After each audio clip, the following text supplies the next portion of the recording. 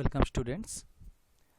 আজকে আমরা animal physiology যেটা সিসি 9-এ আছে তার আন্ডারে ইউনিট 6 রেনাল ফিজিওলজি পার্টটা আলোচনা করব।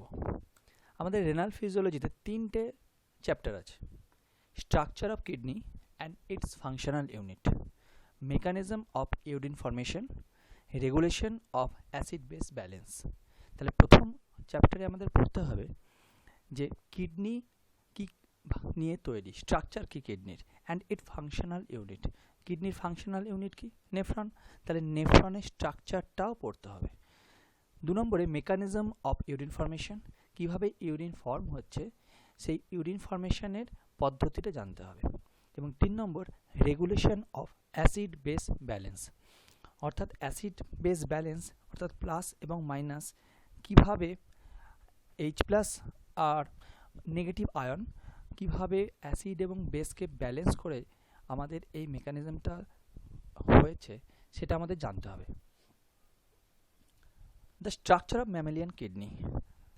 ম্যামালিয়ান কিডনি হচ্ছে বিন শেপেড অর্থাৎ শিম বীজের মতো দেখতে, এবং এটা লোয়ার ব্যাক 3L রিজিয়নে আছে। এই 3L রিজিয়নটা ইম্পর্টেন্ট, অর্থাৎ থার্ড লাম্বার বোন যেখানে আমাদের আছে, ঠিক লাম্বার বোনের 3 নম্বর লাম্বার বোন যেটা, সেইখানে বিহাইন্ড দ্য ইন্টেস্টাইন অর্থাৎ পিঠের দিকে 3L পজিশনে, ইন্টেস্টাইনের পেছনের দিকে 3L থার্ড লাম্বার বোনের সিম বীজের মতো দেখতে কিডনি রয়েছে। They are 7 to 10 centimeter long and are major excretory and osmoregulatory organs. তাহলে এক্সক্রিশন করছে অর্থাৎ দেহ থেকে বের করে দিচ্ছে আমাদের যে জিনিসগুলো অপ্রয়োজনীয় জিনিস, এবং অসমো রেগুলেশনে সাহায্য করছে অর্থাৎ ওয়াটার ব্যালেন্স। বডির মধ্যে কতটা ওয়াটার ব্যালেন্স থাকবে সেটাও কিন্তু আমাদের মেনটেন করতে সাহায্য করছে। আমাদের এক্সক্রিশনের মধ্যে মেন যেটা আমাদের এক্সক্রিট হয় সেটা হচ্ছে ইউরিয়া দেহ থেকে বেরিয়ে যায়। আমাদের যদি ইউরিনারি সিস্টেম দেখি পুরো, তাহলে এই রকম পজিশনে একটা ডায়াগ্রামেটিক্যালি কিডনি রয়েছে যেখান থেকে ইউরেটার বেরিয়েছে এবং ব্লাডার আছে। যদি আমরা টোটাল একটা বডিতে দেখি, কিডনি আমাদের এই অংশে রয়েছে, যেটা আমাদের থার্ড লাম্বার পজিশন, এইরকম অঞ্চলে ভার্টিব্রাল কলম যেটা রয়েছে, থার্ড লাম্বার পজিশনের দুদিকে সিম বীজের মতো দেখতে কিডনি রয়েছে, এবং এটা পিঠের দিকে রয়েছে, সামনে অন্ত্র রয়েছে, ইন্টেস্টাইন রয়েছে, তার পেছনের দিকে রয়েছে। কিডনির অর্থাৎ মেন দুটো ভাগে ভাগ করা যায়, একটা হচ্ছে আউটার কর্টেক্স আর একটা হচ্ছে ইনার মেডেলা। তাহলে কর্টেক্স হচ্ছে আউটার রিজিয়ন। কিডনি সাধারণত ক্যাপসুল দিয়ে ঢাকা থাকে, তার ভেতরের ক্যাপসুলের ঠিক পরের অংশটাই হচ্ছে অর্থাৎ বাইরের অংশটা হচ্ছে কর্টেক্স, এবং 2 নম্বর অর্থাৎ ভেতরের সামগ্রিক অংশটা হচ্ছে মেডুলা। এই দুটো দিয়েই কিডনি তৈরি হয় অর্থাৎ স্ট্রাকচারাল ইউনিট। এবং আরেকটা আছে সেটা হচ্ছে পেলভিস, এটা হচ্ছে সেন্ট্রাল ক্যাভিটি। কিডনিতে আমরা যদি দেখি দুদিকে একটা সেন্ট্রাল ক্যাভিটি থাকবে অর্থাৎ গর্ত মতো থাকবে, এই যে নচ, এই নচটাকে বলছে পেলভিস। এই পেলভিস সাধারণত এই পেলভিসে কিডনিতে যে ইউরিন ফর্মেশন হয়, পেলভিসের মধ্যে দিয়ে ইউরেটার বেরোচ্ছে, যে এই ইউরেটারের মাধ্যমে কিন্তু সেটা ইউরিনারি ব্লাডার পর্যন্ত পৌঁছায়। এবার আমরা দেখে নেব একটা ডায়াগ্রাম, এক্সটার্নাল ইন্টারনাল স্ট্রাকচার দেখব। এটা করোনাল সেকশন করা হয়েছে, অর্থাৎ একটা কিডনিতে নিয়ে পাশাপাশি আড়াআড়িভাবে কিন্তু কাটা হয়েছে। কাটলে আমরা কেমন দেখতে পাবো সেই সেকশনটাকে দেখানো হয়েছে। যদি আমরা সবার বাইরে দেখি, একটা ক্যাপসুল রিজিয়ন রয়েছে, এই যে বাইরের একটা আবরণ রয়েছে, ক্যাপসুল আবরণ দিয়ে কিডনিটা ঢাকা রয়েছে।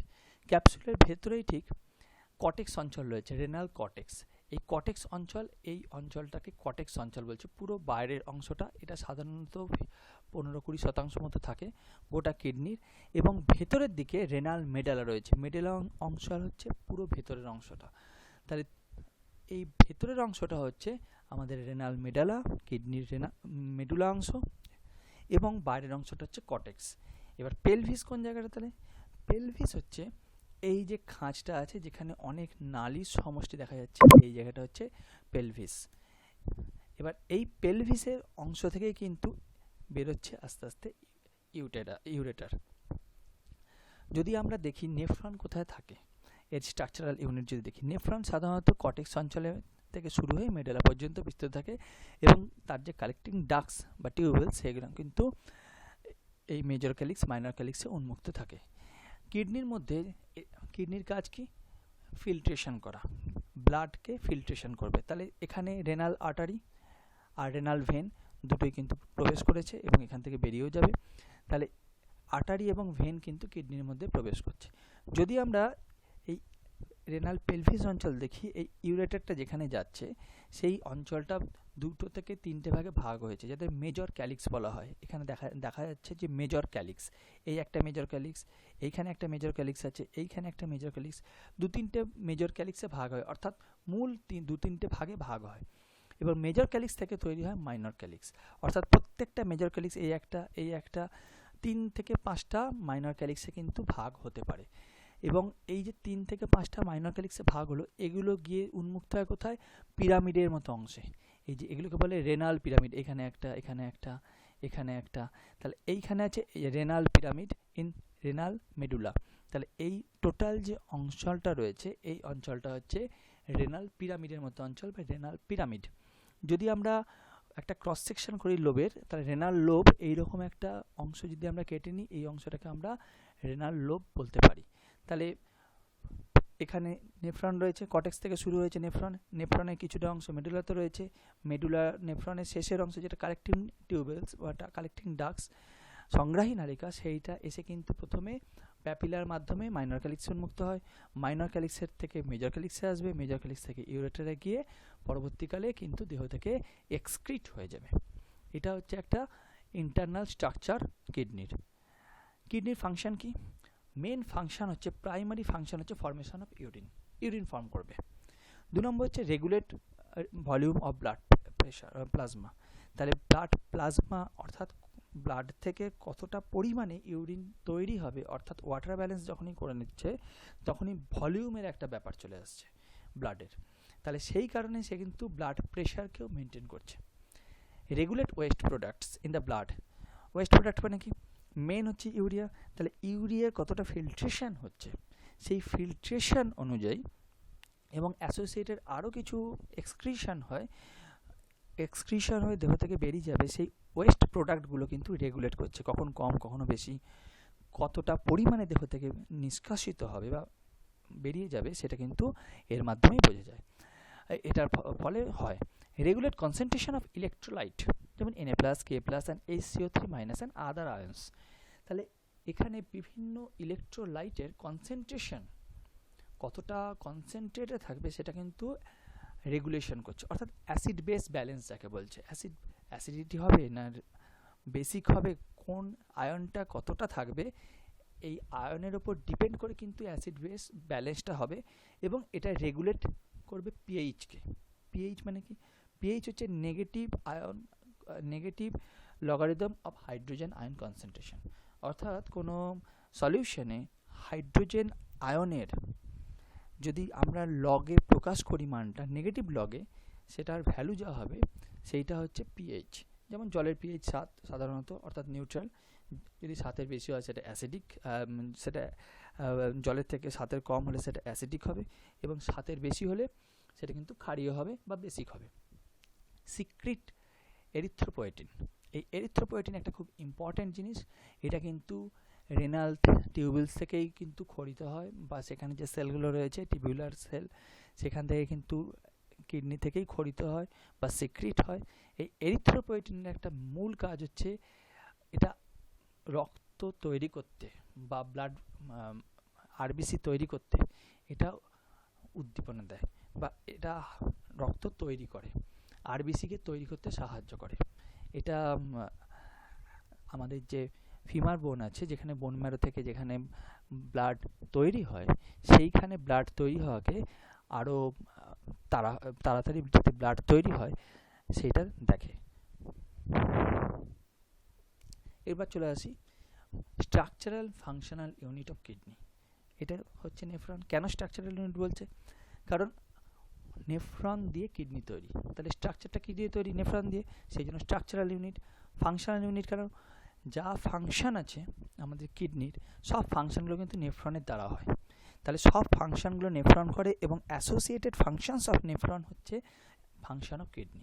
সেই কারণে ফাংশনাল ইউনিট হচ্ছে কিডনির নেফ্রন। তাহলে নেফ্রনই স্ট্রাকচারাল ইউনিটও এবং ফাংশনাল ইউনিটও। প্রত্যেকটা kidney millions of microscopic nephron দিয়ে তৈরি হয়। সাধারণত একটা কিডনির মধ্যে প্রায় 10 লক্ষ নেফ্রন থাকে এবং এই যে নেফ্রনগুলো সাধারণত 5টা মেন স্ট্রাকচার থাকে বা পার্ট থাকে। একটা হচ্ছে Bowman's capsule, proximal convoluted tubules, loop of Henle বা হেনলের loop, distal convoluted tubules, collecting duct.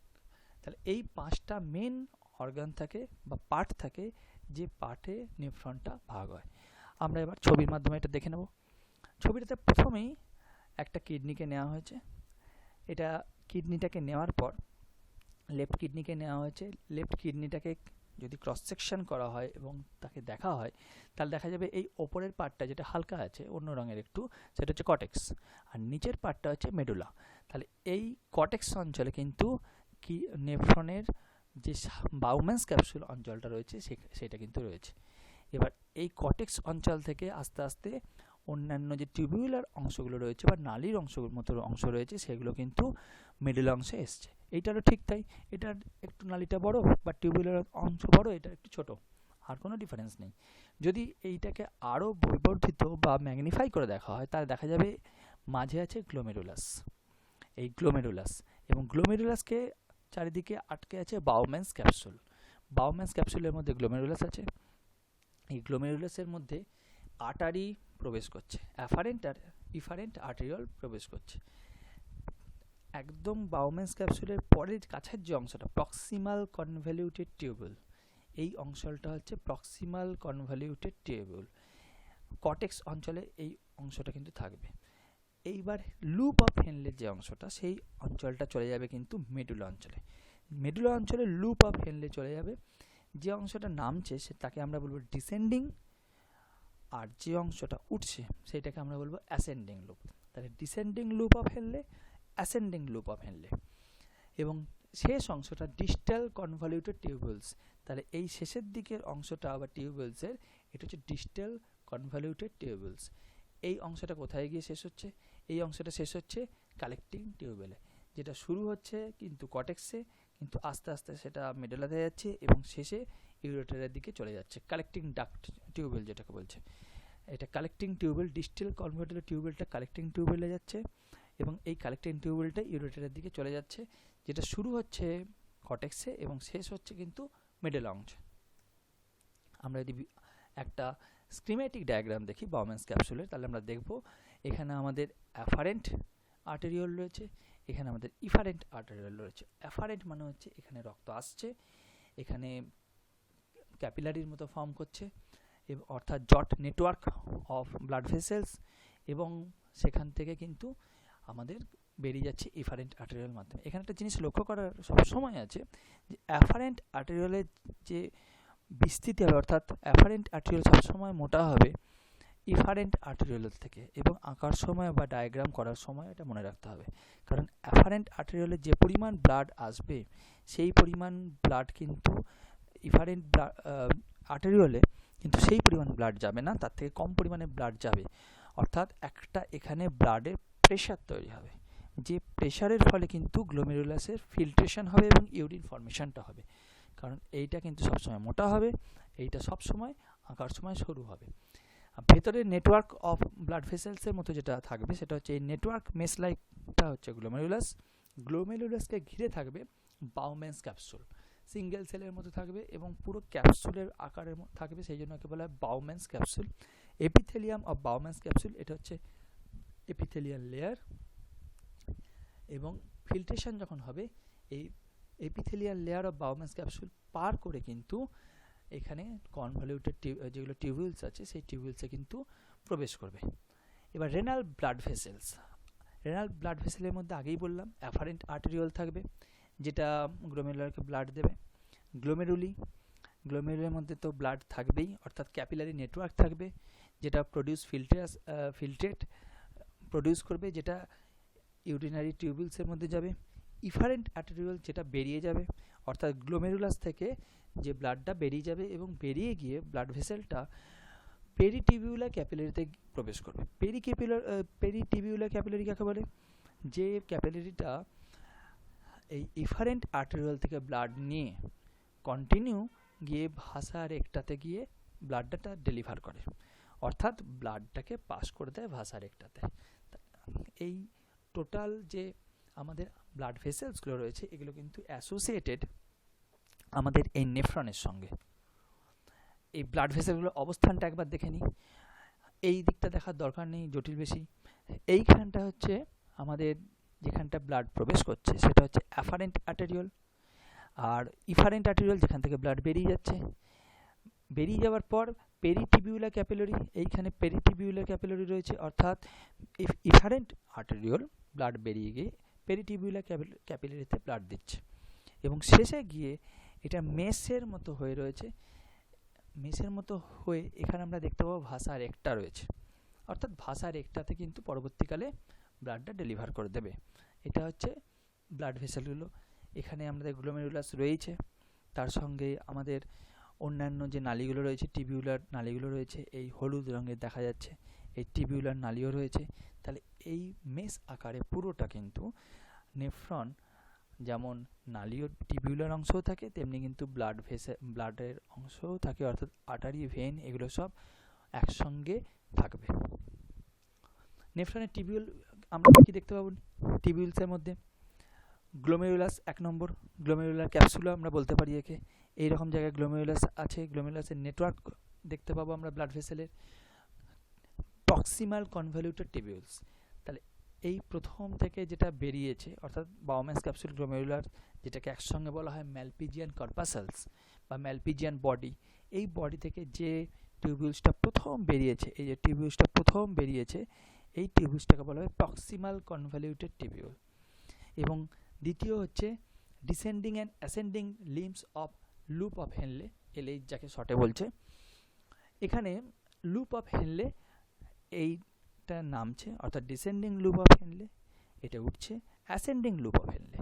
এই ওঠার পর ডিস্টাল কনভলিউটেড টিবিউল, যেটা দূরে আছে, দূরবর্তী সংবর্ধন নালিকা বাংলায় যেটাকে বলে ডিস্টাল কনভলিউটেড টিবিউলস, এটা দূরে রয়েছে, অর্থাৎ বাউম্যানস ক্যাপসুল থেকে বা গ্লোমেরুলাস থেকে এটা কিন্তু দূরে রয়েছে বা সব থেকে দূরে নালিকা।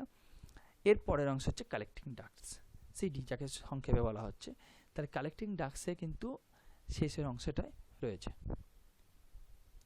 প্রথম অংশ গ্লোমেরুলার ক্যাপসুল, যেটা বাউম্যানস ক্যাপসুল বলা হচ্ছে, এটা গ্লোমেরুলাসকে সারাউন্ড করে থাকে। আমরা যদি দেখি এইখানে দেখতে পাবো ব্লাড কিন্তু ফ্লো হচ্ছে। আবার আমি বলেছি আগেও যেটা, যে ব্লাডটা ঢুকছে তার আর্টারিটা মোটা, কিন্তু যেটা বেরোচ্ছে, এই যে বেরোচ্ছে অ্যারো চিহ্ন দিচ্ছে, এটা কিন্তু সরু। তাহলে এটা কিন্তু মোটা, এটা কিন্তু সরু, যার ফলে এখানে একটা প্রেশারের সৃষ্টি হচ্ছে। প্রেশারের ফলেই কিন্তু ফিল্ট্রেশনটা হচ্ছে, এবং এই ফিল্ট্রেশনের যা তৈরি হবে সেটা কিন্তু চলে যাচ্ছে এই প্রক্সিমাল কনভলিউটেড টিবিউলে। আমরা যদি এখানে দেখি, এখানে নেফ্রন রয়েছে, এই নেফ্রনের যে লুপ অফ হেনলে সেটা কিন্তু মেডুলা অংশে প্রবেশ করেছে, কারো ক্ষেত্রে কম, কারো ছোট, কারো ক্ষেত্রে বড়। ওপরের অংশটাকে বলছে রেনাল কর্টেক্স, নিচের অংশটাকে বলছে রেনাল মেডুলা। তাহলে এর কাজই হচ্ছে filtrate passes into the urinary space into PCT, অর্থাৎ প্রক্সিমাল কনভলিউটেড টিউবিউল। তাহলে এখানে যা ফিল্ট্রেট হচ্ছে বা ফিল্ট্রেশন হচ্ছে সেটা কিন্তু প্রক্সিমাল কনভলিউটেড টিউবিউলে কিন্তু পাঠিয়ে দিচ্ছে। প্রক্সিমাল কনভলিউটেড টিউবিউল কি? Single layer of cuboidal cell with millions of microvilli. Millions of microvilli কি করবে? Increase surface area for reabsorption. তাহলে সারফেস এরিয়াটা বেড়ে যাবে। আমাদের আঙুলের যেমন কাজ, আঙুলের থাকার জন্য কিন্তু আমাদের হাতের সারফেস এরিয়াটা বেড়ে গেছে, ঠিক সেই রকম ভিলায় যেমন আমাদের অন্ত্রে আছে বা ইন্টেস্টিনে আছে, ঠিক সেই রকম এখানেও কিন্তু মাইক্রোভিলি আছে। সেই মাইক্রোভিলিগুলো কি করবে? সারফেস এরিয়া বেশি হয়ে করে দেবে, এবং তার ফলে কিন্তু রিঅবজর্পশন অফ মেটেরিয়াল কিন্তু এটা প্রক্সিমাল কনভলিউটেড টিউবিউলে খুব বেশি পরিমাণে হয়। এর মেন ফাংশন হচ্ছে রিঅবজর্পশন, কিছুটা সিক্রেশনও। লুপ অফ হেনলে কি করে? Fluid passes from PCT to LH, অর্থাৎ প্রক্সিমাল কনভলিউটেড টিউবিউলস থেকে চলে যাবে এলএইচ বা লুপ অফ হেনলেতে। এটা ডিসেন্ডিং লিম্ব যেটা আছে সেটা H2 রিঅবজর্পশন করবে, জল শোষণ করবে। আর অ্যাসেন্ডিং লিম্ব কি করবে? এখানে কিন্তু জল আর শোষণ করতে পারবে না, impermeable to H2O, active transport of Na+। তাহলে অ্যাক্টিভ ট্রান্সপোর্ট অর্থাৎ শক্তির উপস্থিতিতে, এটিপির উপস্থিতিতে এটা কিন্তু Na কে শোষণ করবে। তাহলে অ্যাসেন্ডিং লিম্ফে Na শোষণ করছে আর ডিসেন্ডিং লিম্ফে H2O অ্যাবজর্ব করছে। ডিস্টাল কনভলিউটেড টিউবুল কী করছে? এখানেও মাইক্রোভিলি আছে, এর ফাংশন হচ্ছে সিক্রেশন এবং রিঅ্যাবজর্পশন, দুটোই এটা করে। এবং টার্মিনেটস ইন কালেক্টিং ডাক্টস, এটা কিন্তু কালেক্টিং ডাক্টস বা সংগ্রাহী নালিকায় গিয়ে শেষ হয়ে যায়। কালেক্টিং ডাক্টের কাজ কী করে? Receive fluid from the DCT অর্থাৎ distal convoluted tubules of several nephrons. তাহলে সংগ্রাহী নালিকা কিন্তু একাধিক নেফ্রন থেকে শোষণ, মানে একাধিক নেফ্রন থেকে কিন্তু ফিল্ট্রেটটা পেয়ে থাকে। এটা নয় যে একটা নেফ্রনের একটাই সংগ্রাহী নালিকা থাকবে, একাধিক নেফ্রনের একটা মাত্র সংগ্রাহিকা নালিকা থাকবে। Passes through renal pyramids into major calyx, তারপর মাইনর ক্যালিক্স, তারপর ইউরেটার নিয়ে ইউরিনারি ব্লাডারে চলে যায়। তাহলে টোটাল যে ইউরিনটা ফর্মেশন হলো সেটা কিন্তু ইউরিনারি ব্লাডার পর্যন্ত পৌঁছে দিতে সাহায্য করে। ফাংশন কি? রিঅ্যাবজর্পশন। এখানে ওয়াটার রিঅ্যাবজর্পশন খুব বেশি পরিমাণে হয়, আর আমরা জানি এডিএইচ হরমোন অর্থাৎ অ্যান্টি ডাইউরেটিক হরমোন রিঅ্যাবজর্পশনে সাহায্য করে এবং এর সঙ্গে কিছু সিক্রেশন করতেও সাহায্য করে। Types of nephron. ক ধরনের নেফ্রন হয়? সাধারণত দু ধরনের হয়, কর্টিক্যাল নেফ্রন আর জাংস্টার মেডুলারি নেফ্রন। কর্টিক্যাল নেফ্রন কি? কর্টিক্যাল নেফ্রন সাধারণত আউটার 2-3 পার্ট অফ কর্টেক্সে তৈরি হয়, অর্থাৎ এটা হচ্ছে কর্টিক্যাল নেফ্রন। তাহলে এইটাকে আমরা যদি টোটাল কর্টেক্সটাকে, রেনাল কর্টেক্সটাকে 2/3 ভাগে ভাগ করি, তাহলে কিন্তু আমরা দেখব প্রায় এত দূর আসছে। তাহলে এত দূর অংশের মধ্যে যে নেফ্রনগুলো রয়েছে, যেমন এইটা রয়েছে, তাহলে সেইটা হচ্ছে কর্টিক্যাল নেফ্রন। আর জাংস্টার গ্লোমেরুলার নেফ্রন কি? শেষের 1/3 ভাগের নেফ্রন, অর্থাৎ এই যে একদম মেডুলার কাছের অংশের যে জাংস্টার গ্লোমেরুলাস নেফ্রন থাকে, এই 1/3 ভাগের মধ্যে থাকবে। তাহলে এই জাংস্টার গ্লোমেরুলাস নেফ্রন আর কর্টিক্যাল নেফ্রনের তফাৎ কি?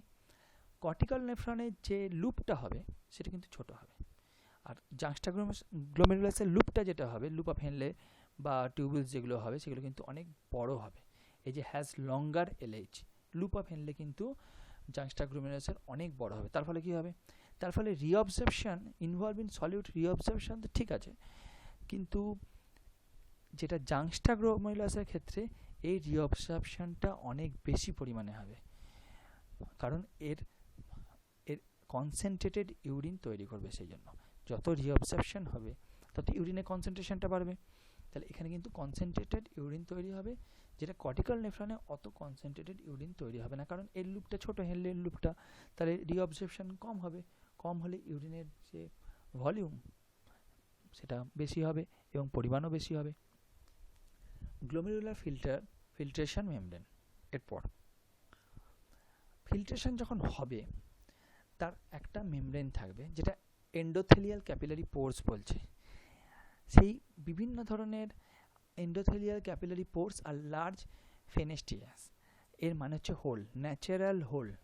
তাহলে এন্ডোথেলিয়াল ক্যাপিলারিতে ছিদ্র থাকবে, ন্যাচারালি থাকবে, এবং এটা 100 থেকে 400 times more permeable to plasma, অর্থাৎ এটা জল, plasma, dissolve solute in water, এইগুলোর জন্য কিন্তু এরা কিন্তু সহজেই যেতে পারবে। কিন্তু কে যেতে পারবে না? যেতে পারবে না আরবিসি, ব্লাড, প্লেটলেট, ডাব্লিউবিসি, এরা কিন্তু যেতে পারবে না। কিন্তু বাকিরা, অর্থাৎ জলের দ্রবীভূত কোনো সলিউট যদি হয়, কোনো প্লাজমা হয়, তারা কিন্তু ওই ন্যাচারাল যে ছিদ্র আছে, হোল আছে, তার মধ্যে দিয়ে যেতে পারবে। তার ফলে কী হবে? Filtrate must pass through basement membrane. তাদের কিন্তু বেসমেন্ট মেমব্রেন দিয়েও যে ফিল্ট্রেটটা হবে সেখানে কিন্তু পার হতে হবে। আর পোডোসাইট কি? Food pedicle from small filtration slit, অর্থাৎ ছোটো ছোটো ছিদ্র আছে যেখানে বেসমেন্ট মেমব্রেনের উপর রাখা, মানে বেসমেন্ট মেমব্রেনের অবস্থিত, যাদের মাধ্যমে জলটা কিন্তু, যাদের ফিল্ট্রেটটা কিন্তু পার হয়ে চলে আসবে টিউবুলসের মধ্যে। ছবি আছে, ছবি দেখাচ্ছি। এই যে আমরা প্রথমে যদি দেখি, ভেতরে আছে গ্লোমেরুলাস, বাইরে আছে বাউম্যানস ক্যাপসুল। কী করছে? অ্যাফারেন্ট আসছে, ইফারেন্ট বেরিয়ে চলে যাচ্ছে। এইখানে একটা প্রেশারের সৃষ্টি হচ্ছে, প্রেশারের ফলে প্রক্সিমালের দিকে চলে যাচ্ছে ফিল্ট্রেটটা। এবার এই অঞ্চলটাকে বড় করা হয়েছে। বড় করলে কি দেখা যাবে? বড় করলে দেখা যাবে প্রাইমারি এখানে প্রসেস আছে। এই প্রাইমারি প্রসেসটাকে আরও যদি বড় করা হয়, অর্থাৎ এই ত্বকটাকে, তাহলে দেখা যাচ্ছে এইখানে পেডিকেল ফুড প্রসেস আছে বা ফেনেস্টিজ রয়েছে, অর্থাৎ ছিদ্র রয়েছে ছোটো ছোটো। এই ছিদ্র দিয়ে কিন্তু জল আসতে পারবে। জলে দ্রবীভূত সলিউটস আসতে পারবে, তার সঙ্গে যে প্লাজমা আছে আসতে পারবে, কিন্তু কে এই ছিদ্র দিয়ে আসতে পারবে না, ফুটো দিয়ে আসতে পারবে না? RBC, WBC, platelets.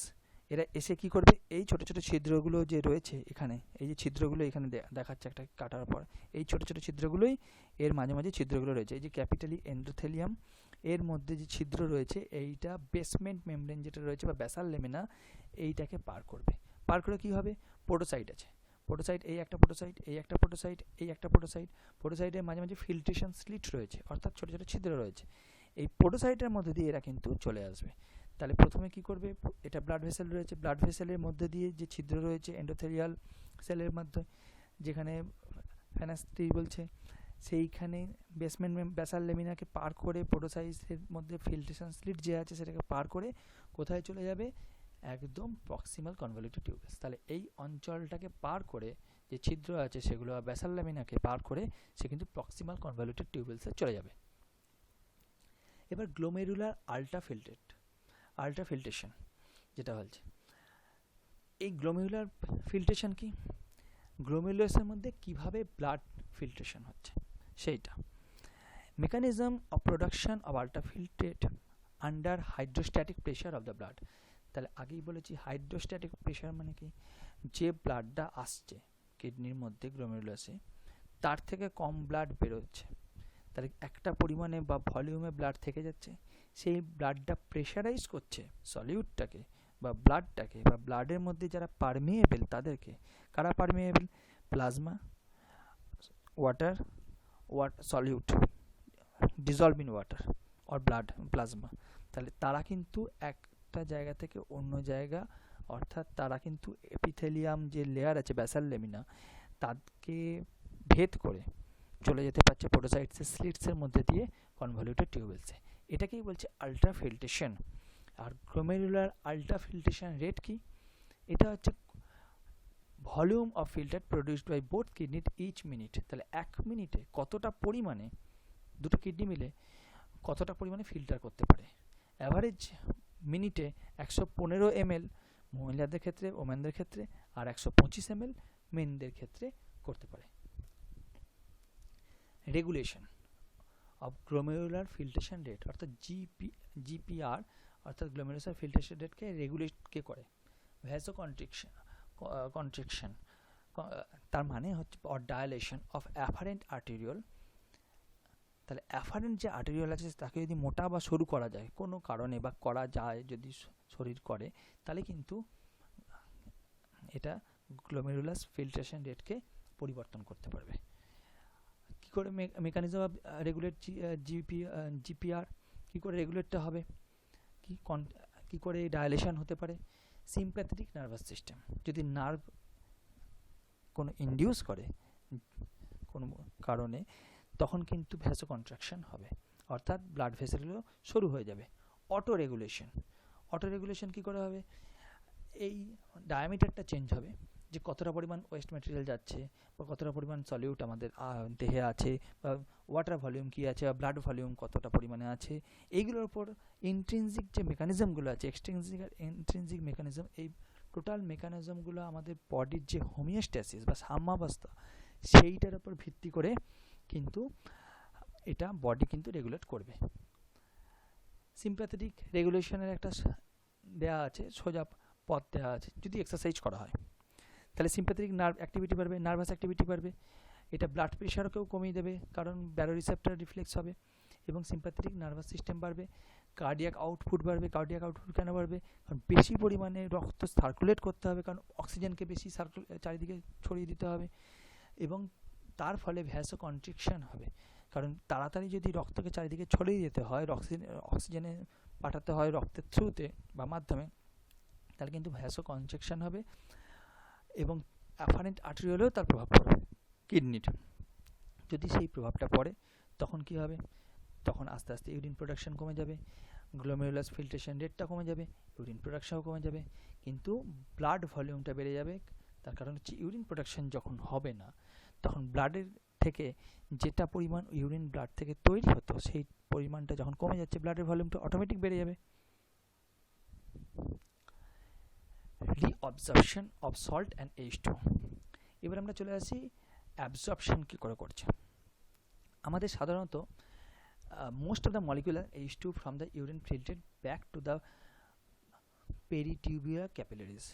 তাহলে আমাদের about 180 litre per day of ultrafiltration produced. তাহলে আমাদের গোটা দিনে 180 লিটার কিন্তু ফিল্ট্রেশন হয়। But only 1 to 2 litre of urine excreted in 24 hours. তাহলে 1 থেকে 2 লিটার মাত্র ইউরিন, গড় হচ্ছে 1.5 লিটার ইউরিন কিন্তু দেহ থেকে নিষ্কাশিত হয় বা এক্সক্রিট হয়। তাহলে যেখানে 180 লিটার আল্ট্রাফিল্ট্রেট হচ্ছে, অর্থাৎ গ্লোমেরুলার আল্ট্রাফিল্ট্রেশন হচ্ছে, ব্লাড থেকে গ্লোমেরুলাস ফিল্টার করে 180 লিটার বার করছে সলিউট, বার করছে filtrate.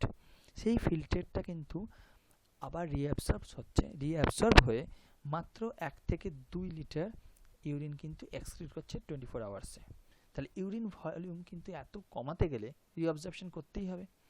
Minimum 400 ml per day urine necessary to excrete metabolic West. তাহলে আমাদের যে শরীরে মেটাবলিক ওয়েস্ট প্রডিউস হয়, সেই ওয়েস্টগুলোকে দেহ থেকে বার করতে গেলে, যেমন ইউরিয়া একটা মেজর এক্সাম্পল, তো ইউরিয়াকে দেহ থেকে বার করতে গেলে আমাদের 400 ml যদি আমরা দেহ থেকে ইউরিন বার করি, তাহলেই কিন্তু এক্সক্রিট করি, তাহলে কিন্তু সেটা হয়ে যাবে। সেখানে আমরা 1 থেকে 2 লিটার ইউরিন কিন্তু গড়ে অ্যাভারেজ 1.5 লিটার ইউরিন কিন্তু দেহ থেকে নিষ্কাশন করি বা এক্সক্রিট করি।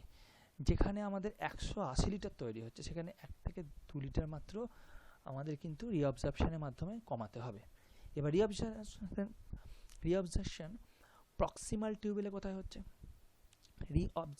অ্যাবজর্পশন হচ্ছে Na+ সোডিয়ামকে রিঅবজার্ভ করা হচ্ছে, গ্লুকোজ আসছে, গ্লুকোজকে মেনলি যে রিঅবজারপশন করা হচ্ছে ফেসিলিটেটেড ডিফিউশনের মাধ্যমে হচ্ছে। ফেসিলিটেটেড ডিফিউশন কি? তাহলে Na আসছে, Na কিসে আসছে? Primary active transport. তাহলে এখানে কিন্তু সোডিয়াম পটাশিয়াম পাম্প রয়েছে, তাহলে সোডিয়াম আসছে, তার বিনিময়ে পটাশিয়াম যাচ্ছে। তাহলে এই যে সোডিয়াম পটাশিয়াম পাম্পটা চলছে, এর ফলে একটা ফ্যাসিলিটেটেড ডিফিউশন হচ্ছে। এটা চলার ফলে অর্থাৎ ফ্যাসিলিটেট করছে গ্লুকোজের ডিফিউশনকে। তাহলে গ্লুকোজ হচ্ছে প্রাইমারি আমাদের রিঅবজারপশন করার একটা মেটেরিয়াল, যেটাকে রিঅবজারপশন করা হয়। এটা প্রক্সিমাল টিউবুলে হচ্ছে। আর একটা কি? Sodium রিঅবজারপশন of H2O। রিঅবজারপশন H2O কিন্তু অনেক পরিমাণে কিন্তু H2O বা জলও কিন্তু রিঅবজারপশন করা হয়। আর একটা কি? সোডিয়াম। এই সোডিয়ামকেও কিন্তু সোডিয়াম পটাশিয়াম পাম্পের মাধ্যমে এবং অন্যান্য পদ্ধতির মাধ্যমে কিন্তু সোডিয়ামকেও কিন্তু প্রক্সিমাল কনভলিউটেড টিউবুলে কিন্তু রিঅবজারপশন করা হয়। এগুলো সবই রিঅবজারপশনের যে পদ্ধতি এবং সোডিয়াম পটাশিয়াম পাম্প যেমন এখানে দেখাচ্ছে। তাহলে এই পদ্ধতিটা আমরা চলে আসি এখানে। রিঅবজারপশন কী কী করছে? যখন ফিল্ট্রেশন হলো, ফিল্ট্রেশন হওয়ার পর রিঅবজারপশন করা হচ্ছে, কে হচ্ছে?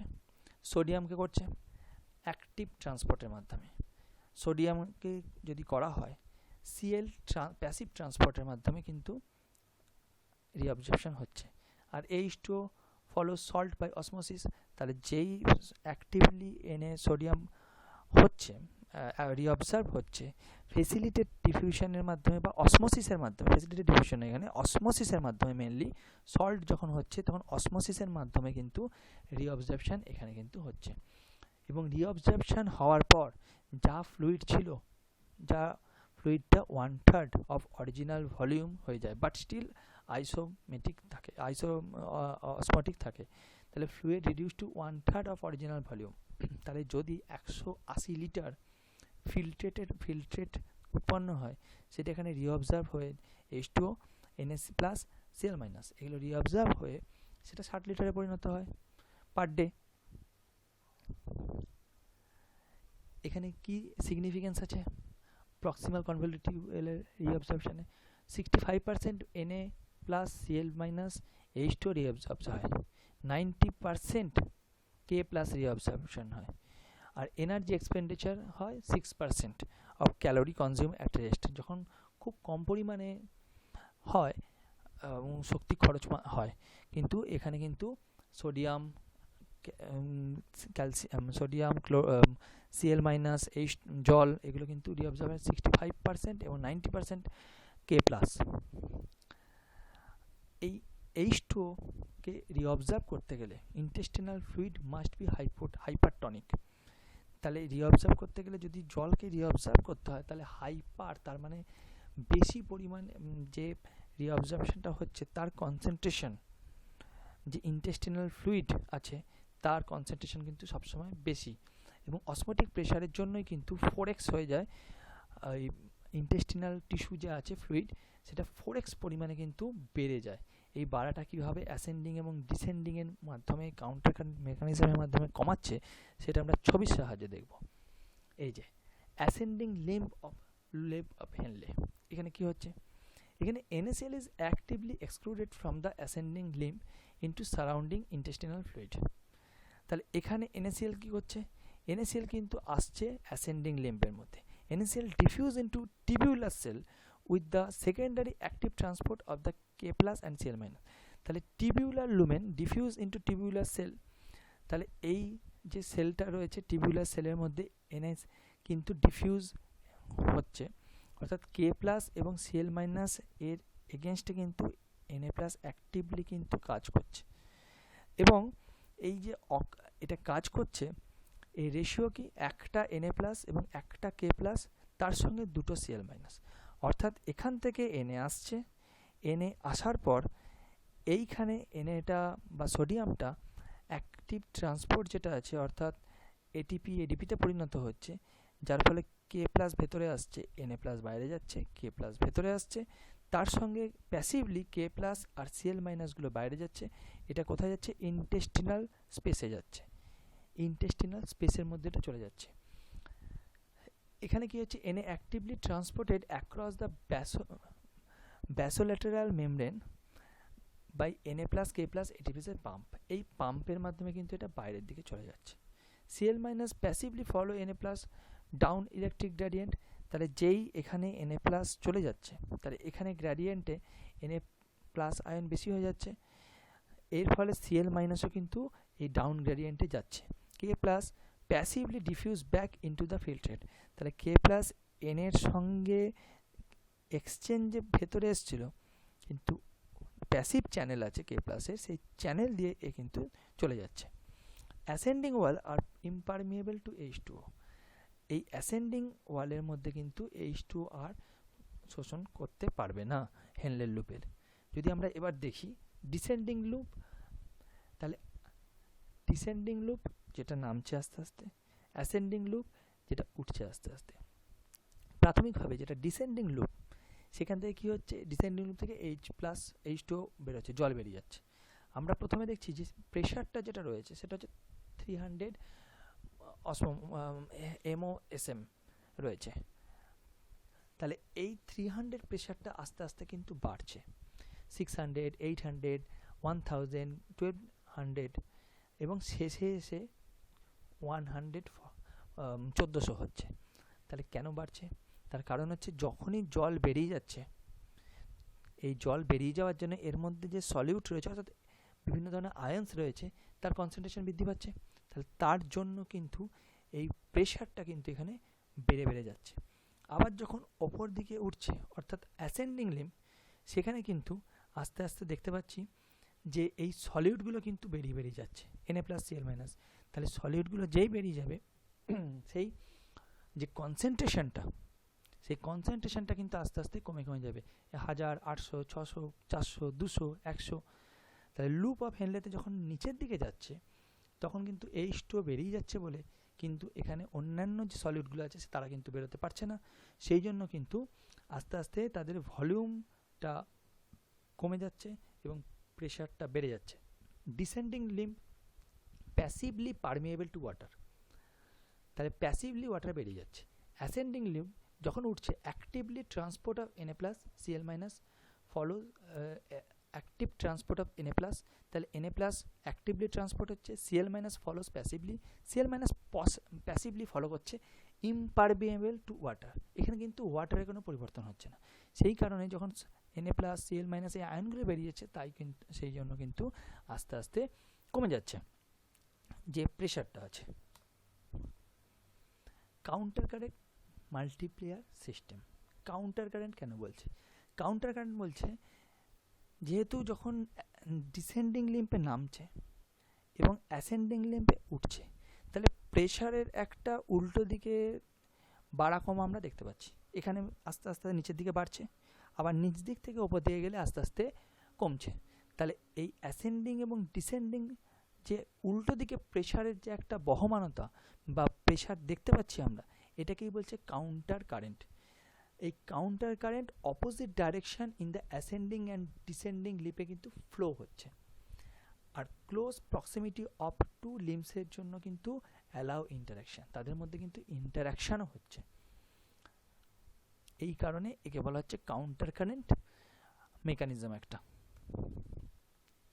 ভাষার একটাতেও কিছুটা পরিমাণে সেই ধরনের কিন্তু পরিবর্তন। ভাষার একটা কি সেই, এটা হচ্ছে ব্লাড ভেসেল, যার মধ্যেও কিন্তু এই কাউন্টার কারেন্ট মেকানিজম কিন্তু কিছুটা দেখা যাচ্ছে। এখানে প্রথমেই বলছে black arrow diffusion of NaCl and urea. তাহলে NaCl এবং ইউরিয়া এই ব্ল্যাক অ্যারো যাচ্ছে, এবং ব্লু অ্যারো হচ্ছে movement of water by osmosis. তাহলে ব্লু অ্যারোতে তারা কিন্তু প্রবেশ করছে জল। তাহলে এই ভাষা ইফারেন্স যেটা ভাষার একটা আছে, অর্থাৎ যে ব্লাড ভেসেল আছে, সেখানে কিন্তু জল সবসময় প্রবেশ করে যাচ্ছে। এখানে যখন আস্তে আস্তে diffusion of NaCl and urea প্রবেশ করছে, তখন কিন্তু কাউন্টার কারেন্ট মেকানিজমের প্রথম ধাপটায় এখানে কিন্তু আস্তে আস্তে প্রেশার বাড়ছে। জল প্রবেশ করছে ঠিক আছে, কিন্তু তার সঙ্গে যেহেতু সলিউটটা প্রবেশ করছে, সেই জন্য কিন্তু কাউন্টার কারেন্ট মেকানিজমটা যে প্রথম প্রেশারটা সেটা কিন্তু বাড়ছে। বাড়তে বাড়তে প্রায় শেষের দিকে 1200 পর্যন্ত এসছে। এবার যখন অ্যাসেন্ডিং হবে, অ্যাসেন্ডিংয়ের ক্ষেত্রে কিন্তু আস্তে আস্তে কমছে। কেন কমছে? এখানে তো সেই জল তো আসছেই, এক নম্বর। 2 নম্বর হচ্ছে তার সঙ্গে কিন্তু সলিউটও বেরিয়ে যাচ্ছে, অর্থাৎ NaCl বেরিয়ে যাচ্ছে, ইউরিয়াও বেরিয়ে যাচ্ছে। তাহলে সলিউটও যদি বেরিয়ে যায়, জলও যদি আসে, আস্তে আস্তে কিন্তু এটা যে প্রেশার সেটা কিন্তু কমে যাচ্ছে। যদি আমরা টোটাল একটা দেখি, তাহলে আমরা টোটাল কিন্তু ডিফারেন্ট রিজিয়ন নেফ্রনের যদি কিডনির দেখি, তাহলে আমরা প্রথমেই দেখব যেটা প্রক্সিমাল টিউবুলস আছে, সেখানে কিন্তু 300, যেটা আস্তে আস্তে সেটা কমছে, আস্তে আস্তে সেটা বাড়ছে। যখন লুপ অফ হেনলেতে চলে আসছে, সেটা 400, 600, 800, 1200, 1400 লুপ অফ হেনলে শেষের দিকে।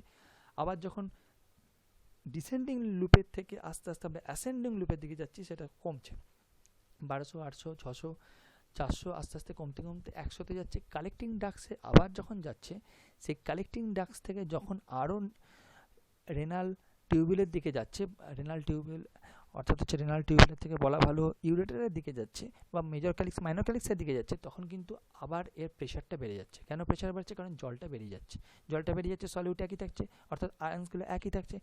সেই জন্য জলটা বেরিয়ে যাচ্ছে বলে বাইরে এদের প্রেশারটা কিন্তু আবার বেড়ে যাচ্ছে। একটা জিনিস লক্ষ্য করলে বোঝা যাবে যে কটেক্সের বাইরের অংশটায় প্রেশার কিন্তু 200 পর্যন্ত, 200 কি 300।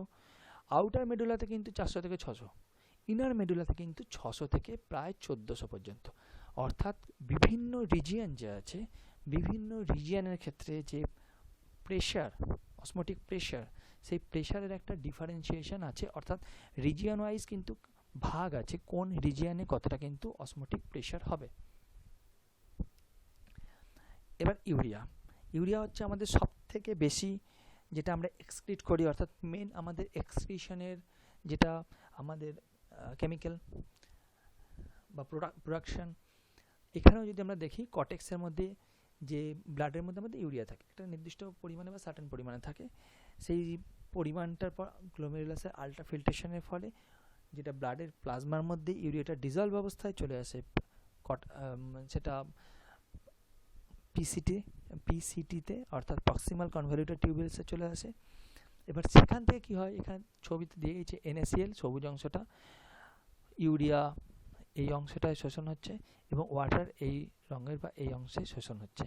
আমরা যদি দেখি এখানে contribute to the total osmolarity of intestinal fluid, ascending limb LH and terminal CD are permeable to urea। তাহলে ascending limb of Henle loop, তাহলে এই অ্যাসেন্ডিং লুপ যেটা উঠছে এই অংশটা ইউরিয়ায় কিন্তু পারমিয়েবল, অর্থাৎ এইখানে কিন্তু ইউরিয়া প্রবেশ করতে পারে, এখান থেকেও আসতে পারে। আরেকটা হচ্ছে কালেক্টিং ডাক্ট। কালেক্টিং ডাক্টেও কিন্তু ইউরিয়া আসতে পারে বা কিছুটা পরিমাণে বেরিয়েও যেতে পারে, কারণ ইউরিয়াকে মডুলেট করতে গেলে যেমন আসাটাও প্রয়োজন তেমনি বেরিয়ে যাওয়াটাও প্রয়োজন। এখান থেকে যেমন বেরিয়ে যেতেও পারে, বেরিয়ে গিয়ে কিন্তু অন্য জায়গায় চলে যেতে পারে। তাহলে urea diffuses out CD and enter into ascending limb LH.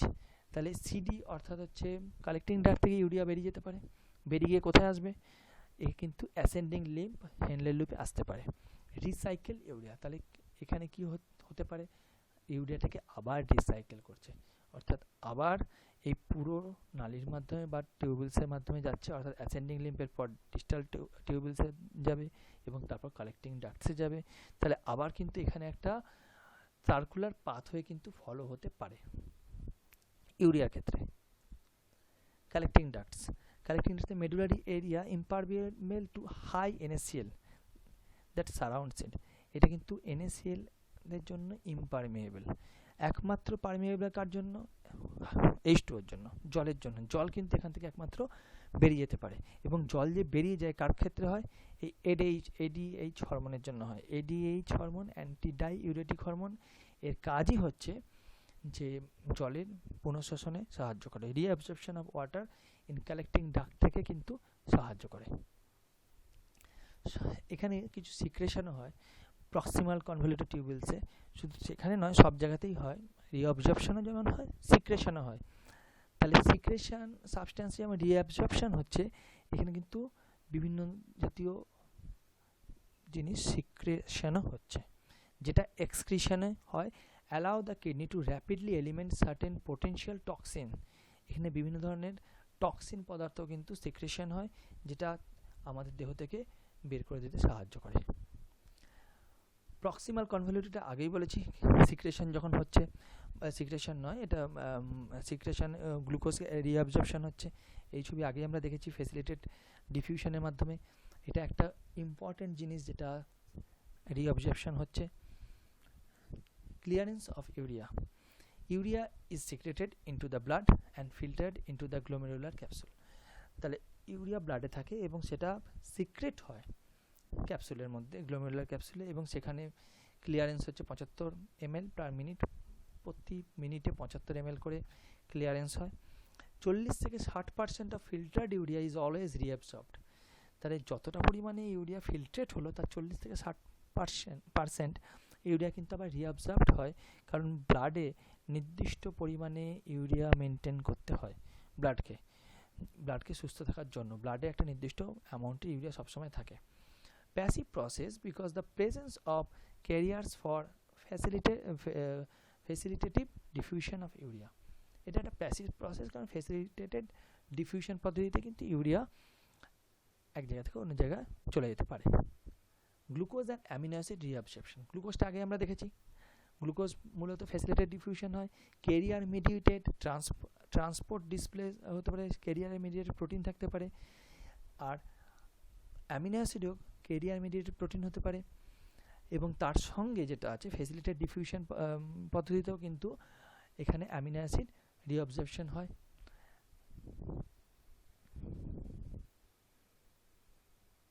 এখানে আরেকটা জিনিস আছে যে রেনাল ট্রান্সপোর্ট থ্রেশহোল্ড, তাহলে কতটা পরিমাণে ব্লাডের মধ্যে গ্লুকোজ থাকলে সেটা কিন্তু সার্কুলেট করতে পারবে। এখানে একটা শর্ট কোশ্চেন হয়, সেটা হচ্ছে গ্লাইকোসুরিয়া বলে, অর্থাৎ রেনাল প্লাজমা থ্রেশহোল্ড হচ্ছে গ্লুকোজ হচ্ছে 180 থেকে 200 mg/dl। তাহলে যদি গ্লুকোজের মাত্রা ব্লাডের মধ্যে 180 থেকে 200 বেশি হয়ে যায়, তখন সে আর এই গ্লুকোজটাকে ফিল্টার মানে আবার রিঅ্যাবজর্ব করতে পারে না পুরোটা, এবং কিছুটা পরিমাণে গ্লুকোজ কিন্তু ইউরিনের মধ্যে দিয়ে দেহ থেকে এক্সক্রিট হয়। এই সিচুয়েশনটাকে বলে glycosuria. Electrolyte balance, kidney regulate করে বিভিন্ন ইলেকট্রোলাইট ব্যালেন্সকে, অর্থাৎ Na+, K+, H+, Cl-, HCO3- and PO4-, এগুলো সব ইলেকট্রোলাইট যেগুলো কন্ট্রোল করে, এবং কন্ট্রোল করার পরে অ্যাসিড বেস ব্যালেন্স যেটাকে বলে, এই ইলেকট্রোলাইট ব্যালেন্স হয় এবং রেগুলেটও হয়। এই Na+টা সব থেকে ইম্পর্টেন্ট এই ব্লাড ভলিউম এবং ব্লাড প্রেশারকে মেনটেন করার জন্য, সেই জন্য Na+-এর ওপর সব থেকে বেশি জোর দেওয়া হয়। Control of plasma of K+ important in the proper function of cardiac and skeletal muscle. তাহলে k plus important cardiac muscle ফাংশনের জন্য, স্কেলেটাল মাসেল কার্ডিয়াক ফাংশনের জন্য এবং স্কেলেটাল মাসেল ফাংশনের জন্য। এনএ প্লাস রিঅবজার্ভ কী করে হয়? 90% ফিল্টার হয় এনএ প্লাস রিঅবজার্ভ হয়ে যাচ্ছে পিসিটিতে, অর্থাৎ প্রক্সিমাল কনভলিউটেড টিউবুলসের 90% হয়ে যায়। যদি আমাদের দেখা যাচ্ছে যদি লো এলে ইনটেক হয়, অর্থাৎ লো এলে থাকে, তাহলে এটা একটা পদ্ধতি বা একটা পাথওয়ে, যার ফলে শেষে গিয়ে এই অ্যালডোস্টেরন কিন্তু ক্ষরণ হয়। তাহলে এই লো প্লাজমা এনএ প্লাস থাকলে হাইপোথ্যালামাসকে উদ্দীপিত করবে, পস্টেরিয়র হাইপোথ্যালামাস থেকে এডিএইচ ক্ষরণ করবে, ওয়াটার রিঅবজর্পশন করবে, ব্লাড ভলিউম কমে এবং সিম্প্যাথেটিক নার্ভাস সিস্টেমকে অ্যাক্টিভেট করবে। সে আবার জাংস্টাগ্লোমেরাস অ্যাপারেটাসকে অ্যাক্টিভেট করবে, যেটা রেনিন ক্ষরণ বাড়িয়ে দেবে, অ্যাঞ্জিওটেনসিন রেনিন ক্ষরণ করবে এবং অ্যাড্রিনাল কর্টেক্সকে এই অ্যাঞ্জিওটেনসিনই কিন্তু অ্যালডোস্টেরন ক্ষরণ করতে সাহায্য করবে। অ্যালডোস্টেরন কী করে? NA plus reabsorption in the cortical collecting duct. তাহলে কিন্তু সাধারণভাবে পজিটিভলি এনএ প্লাস কিন্তু এনএ প্লাসকে রিঅবজর্পশন করতে সাহায্য করবে এই aldosterone. In the absence of aldosterone 80% of remaining NA plus is reabsorbed in DCT. তাহলে প্রথমে প্রক্সিমাল কনভলিউটেড টিউবুলে 90% হলো, যদি অ্যালডোস্টেরন নাও থাকে তাহলে ডিস্টাল কনভলিউটেড টিউবুলসে 80% রিঅবজার্ভ করে নেবে। ফাইনাল কন্ট্রোল বাই সিডি, অর্থাৎ কালেক্টিং ডাক্ট কিন্তু ফাইনাল যা ছিল সেটাও কিন্তু বেশিরভাগটাই কিন্তু অ্যালডোস্টেরনের উপস্থিতিতে কিন্তু রিঅবজারপশন করে নেবে। K plus secretion, K plus secretion মানে সিক্রেশনও হবে এবং রিঅবজারপশনও করে নেবে। 90% filter of K plus is reabsorption in early part of the nephron. Secretion of K plus occur in CD, অর্থাৎ কালেক্টিং ডাক্টে কিছু কে প্লাস সিক্রেশন হয়। এনএ প্লাস আর কে প্লাস এই দুটো মেনটেন করার জন্য কে প্লাসের সিক্রেশনও হয়। এনএ প্লাস কে প্লাসের যে পাম্প আছে সেইখানেও কে প্লাস আর এনএ প্লাসের গুরুত্বপূর্ণ ভূমিকা আছে, কিন্তু বেশিরভাগ কে প্লাসই বডিতে কিন্তু রিঅবজর্পশন হয়ে যায়। এই কে প্লাস যে সিক্রেশন হবে ব্লাডের মধ্যে কে প্লাস থাকবে, যেটা আস্তে আস্তে ফিল্ট্রেশন হয়েছে, ফিল্ট্রেশন হয়ে এটা রিঅ্যাবজর্ব হয়ে যাবে। রিঅ্যাবজর্ব হয়ে যদি কিছু পড়ে থাকে তাহলে এটা যাবে টিউবুলসের মধ্যে দিয়ে এবং তার সঙ্গে কিছু সিক্রেটেড হবে K plus cortical portion of collecting duct, অর্থাৎ কালেক্টিং ডাক্টের শেষে এসে কিছুটা পরিমাণে কে প্লাস সিক্রেট হবে মেনটেন করার জন্য এনএ প্লাস আর কে প্লাসের ব্যালেন্স। এবং হাই কে প্লাস আর লো এনএ প্লাস স্টিমুলেট করবে সিক্রেশন অফ অ্যালডোস্টেরন। তাহলে যদি খুব বেশি কে প্লাসের পরিমাণ হয়ে যায় বা কম খুব এনএ প্লাস হয়ে যায় তখন কিন্তু অ্যালডোস্টেরন সিক্রেট হবে। এটা খুব ইম্পর্টেন্ট একটা অংশ, জাংস্টাগ্লোমেরুলাস অ্যাপারেটাস। জাংস্টাগ্লোমেরুলাস অ্যাপারেটাসটা কি? জাংস্টাগ্লোমেরুলাস অ্যাপারেটাস হচ্ছে যেখানে অ্যাফারেন্ট আর ইফারেন্ট, অ্যাফারেন্ট কি করছে, অ্যাফারেন্ট যে আর্টেরিওল আছে সেটা আসছে, ইফারেন্ট আর্টেরিওল এটা বেরিয়ে যাচ্ছে, এই দুটোর যে জাংশন, আর এখান থেকে গ্লোমেরুলাসের ক্যাপসুল থেকে যে প্রক্সিমাল কনভলিউটেড টিউবুলস বেরিয়েছে এইটা শেষে গিয়ে লুপ অফ হেনলে হবে। লুপ অফ হেনলে থেকে এইটা আস্তে আস্তে ডিস্টাল টিউবুলসের দিকে এগোবে এবং সেটা ক্রস করে এই অ্যাফারেন্ট আর ইফারেন্টের মাঝখান দিয়ে। তাহলে এই টিউবুলসটা ক্রস করবে অ্যাফারেন্ট আর ইফারেন্টের মাঝখান দিয়ে, যেখানটা টাচ করবে এইটাকে এই রিজিয়নটাকেই বড় করে দেখিয়েছে, যে রিজিয়নটাকে টাচ করবে সেইখানটাকে বলা হবে জাংস্টাগ্লোমেরুলাস অ্যাপারেটাস। এখানে একটা স্পেশাল ভূমিকা আছে, কিছু স্পেশাল হরমোন ক্ষরণ হয়, কিছু স্পেশাল কেমিক্যাল ক্ষরণ হয় এবং সেলগুলো এখানে মডিফিকেশন হয়েছে, যেখানে অ্যাফারেন্ট আর্টেরিওল যেখানে ব্লাড ঢুকছে, ইফারেন্ট আর্টেরিওল যেখান থেকে ব্লাড বেরোচ্ছে, তাহলে এই দুটোর যেখান থেকে এই থিক অ্যাসেন্ডিং লিম্ফ আছে এইখানটা টাচ করেছে সেইখানে কিন্তু সেলগুলো মডিফাই হয়েছে। মডিফাই হয়ে কী হয়েছে, এই সেলগুলো হচ্ছে ম্যাকুলা ডেন্সা, এখানে বেশ কিছু গ্র্যানিউলার সেল আছে যাকে জাংস্টাগ্লোমেরুলাস সেলও বলা হয়। এই অঞ্চলটা হচ্ছে জাংস্টাগ্লোমেরুলাস অ্যাপারেটাস। কোন জায়গাটা? যেটা গ্র্যানিউলার সেল আছে, সেলস অফ ম্যাকুলা ডেন্সা, ম্যাকুলা ডেন্সা সেলগুলো একটু পরিবর্তন হয়েছে, লম্বাটে হয়ে গেছে, এইখানটা কিন্তু পরিবর্তন হয়নি, এই অঞ্চলটার পরিবর্তন হয়েছে। তাহলে এই অঞ্চলটাকে আমরা বলবো জাংস্টাগ্লোমেরুলাস অ্যাপারেটাস। এটা পরীক্ষায় প্রায় আসে, এটা খুব ইম্পর্টেন্ট জায়গা। দরকার কি দরকার, এটা কি করে, এইখান থেকে রেনিন বলে একটা হরমোন ক্ষরণ হয়, রেনিন। এবার রেনিনের কাজ কি, রেনিন অ্যাঞ্জিওটেনসিনোজেনকে অ্যাঞ্জিওটেনসিন 1-এ পরিণত করে এবং ইনিশিয়েট করে রেনিন অ্যাঞ্জিওটেনসিন অ্যালডোস্টেরন সিস্টেম। এই সিস্টেমটা কী করে, এটা ব্লাড প্রেশার নিয়ন্ত্রণ করতে সাহায্য করে।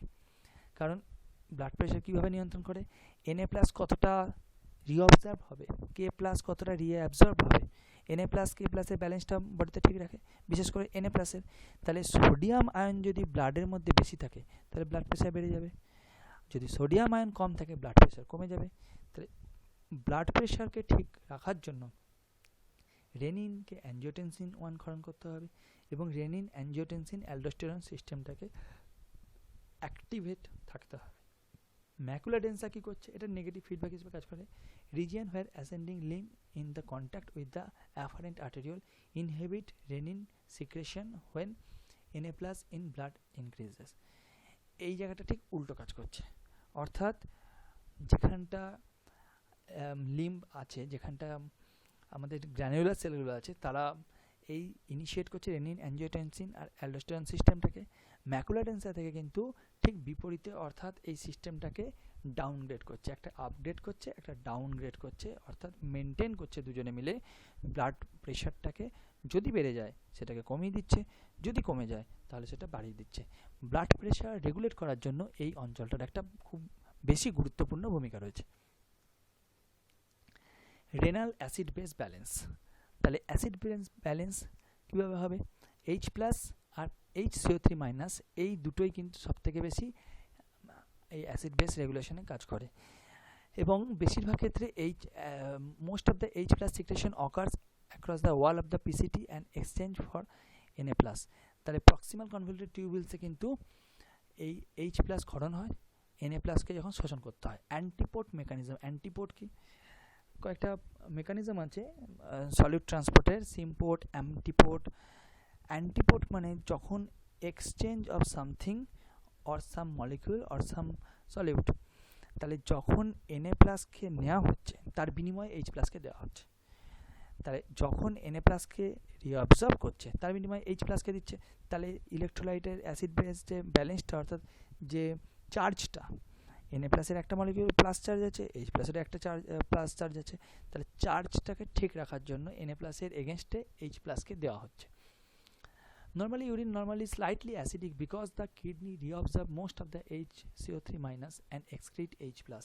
তাহলে pH-টা H+ আছে এখানে, HCO3- দুটোই আছে, কিন্তু HCO3- শরীর বা দেহ কিন্তু শোষণ করে নেয়, রিঅবজর্ব করে নেয়। তাহলে রিঅবজর্ব যদি করে নেয় তাহলে কি পড়ে থাকবে, H+ হলে কি হবে, অ্যাসিডিক হবে। তাহলে আমাদের সেই কারণে ইউরিন সবসময় অ্যাসিডিক হয়। রিঅবজর্পশন অফ HCO3 রিঅবজর্পশন যখন করা হবে, apical membrane of tubular cell reabsorption করছে। এটা ইনডাইরেক্ট এবং ডাইরেক্ট দুটো পদ্ধতিতেই হতে পারে।